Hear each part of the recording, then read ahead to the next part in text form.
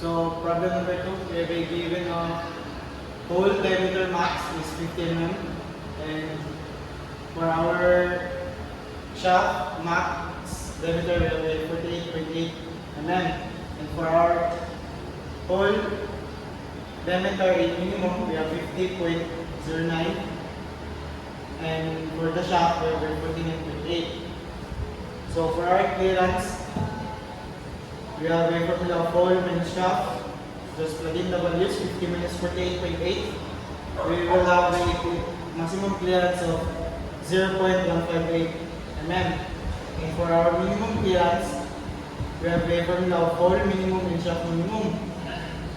So plug in the given values, we have a 50.09 minus 49.8, and we will have a minimum clearance of 0.080 mm.